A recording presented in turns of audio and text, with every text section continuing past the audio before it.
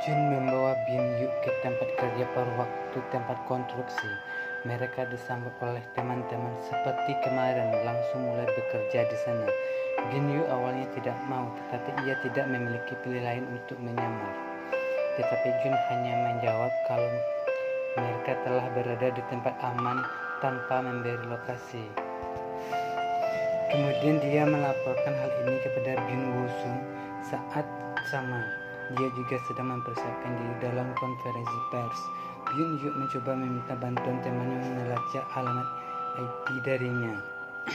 Di tempat kerja, Bin Yu terluka dan terkena goresan. Ia ketakutan, merengek, tetapi ketika Jun menunjukkan bekas luka lebih besar, dia justru terdiam dan ditertawakan lainnya. Saat makan siang bersama rekan kerja, mereka melihat berita konferensi pers kakaknya Bin Yu yang meminta maaf atas insiden kejadian skandal sebelumnya. Para pekerja temannya Jun, Kim Ki-suk, Lee Tae-kyung, dan An Min-young mulai menyindir putra orang kaya itu sebagai anak manja. Mereka juga pada mengatakan kalau uang adalah segalanya, hal paling kuat untuk melakukan apapun. Setelah makan, mereka menemui pimpinan konstruksi yang datang meninjau proyek pembangunannya.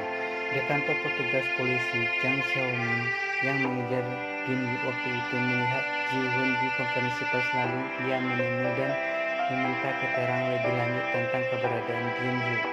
Tetapi ia menolak untuk menjawab dan mengaku tidak mengetahui apapun.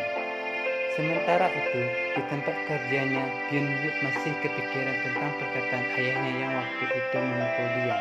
Pimpinan konstruksi tiba dan para pekerja berkumpul. Ia marah kepada mereka semua dan tidak puas atas kinerja pembangunan yang tertunda dan menuduh pekerja mencuri bahan bangunan.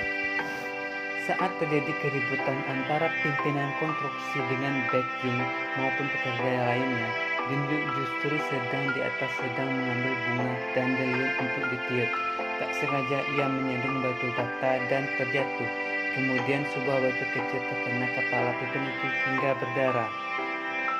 Jun Yeo-jin menyuruh Ji-hoon memberikan kartu kreditnya untuk Bin Yu menjalani kehidupan di sana. Saat itu juga Bin Yu mendapat masalah besar, menelepon dan meminta bantuannya. Karena kekacauan ini, polisi tiba dan akan menyelesaikan ini di kantor polisi. Kedua belah pihak saling menyalahkan. Bin Yu merasa heran kenapa para pekerja itu membela mati-matian. Kemudian Jun menantang pimpinan Min Sang-ho. Jika ia membawa masalah ini ke jalur hukum, ia akan melaporkan tentang tindakan kejahatan lain seperti membuang sampah ilegal. Min Sang-ho marah dan hampir menampar Jun, tetapi Ji-hoon datang lalu menghentikannya. Mereka berdua berdiskusi. Ji-hoon mengancam akan membongkar kasus korupsi pajak yang ia lakukan jika melanjutkan kasus ini. Akhirnya, Min Sang-ho mau berdamai dengan mereka. Setelah itu, Jun menanya Bin Yu tentang batu bata itu. Dia kesal terhadapnya karena kecerobohan dia yang menyebabkan kecelakaan. Dia juga memutuskan berhenti jadi asisten sekretarisnya lalu pergi meninggalkannya. Ji-hoon menghentikan Bin Yu yang akan mengejar Jun dan menyuruhnya naik mobil. Jun lalu menelpon ibunya untuk meminta maaf karena tidak dapat memberikan dia uang. Di mobil, Bin Yu sedang memikirkan bagaimana cara Jun memaafkannya. Ji-hoon memberikan kartu kredit dari ibunya. Dia berpikir dengan menggunakan ini, ia menemukan cara agar Jun mau memaafkannya. Di tempat konstruksi, Jun bersama teman-temannya dipecat dari sana karena keputusan dari pimpinan CEO Min Sang-ho. Jun meminta maaf, tetapi mereka mengatakan untuk tidak menyalahkan diri sendiri. Jun datang ke Min Sang-ho memohon agar mengembalikan mereka bertiga untuk tetap bekerja di sana. Tetapi dia ingin membuat penawaran lokasi dari Byun-ho. Min Sang-ho juga mengetahui kalau ancaman Jun tentang sampah ilegal itu tidak ada bukti, jadi dia tidak dapat mengancamnya lagi. Jun justru dipermalukan di sana. Dia sedih dan menangis. Sementara itu, Bin Yu membuat persiapan pesta kejutan di atap depan kamar rumah Jun dengan koki hidangan spesial. Di bawah, Ji-hoon juga menunggu Jun pulang.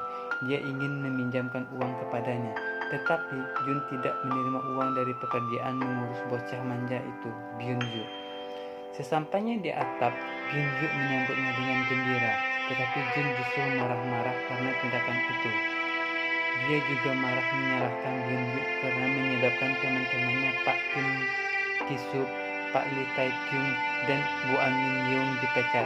Apalagi mereka bertiga memiliki tanggung jawab keluarga yang besar.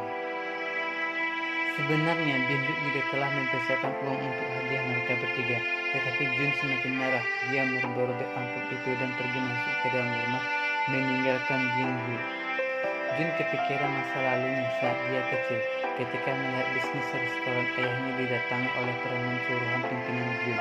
Ia teringat perkataan ayahnya untuk tidak terlena karena uang saat membuat keputusan penting dalam hidup. Jun sekarang menangis di kamarnya. Kwon Ji-hoon juga sedih memikirkan perkataan Jun. Sedangkan Bin-hyuk terdiam di depan rumah Jun, tidak tidur sampai pagi harinya, hanya duduk memikirkan hidupnya. Ia ingin berubah. Bin-hyuk mengajukan kata ke ibunya, lalu ia meninggalkan pesan di depan rumah Jun. Ia tidak ingin dipanggil lagi dengan sebutan konglomerat generasi ketiga dan meminta agar Jun memanggilnya sesuai warna dan aromanya. Ji-hoon berlari ke atap mencari Hyuk. Jun melihat surat dari Hyuk kepadanya. Tak disangka Bin-hyuk datang ke para wartawan untuk menyerahkan diri. Hae-hoon bergegas lari ke atap karena melihat berita Bin-hyuk dan memberitahukannya kepada Jun. Di berita itu tertulis kalau putra kedua Gang-soo, Bin-hyuk muncul dengan sendiri. Mereka semua terkejut, termasuk Jin-woo.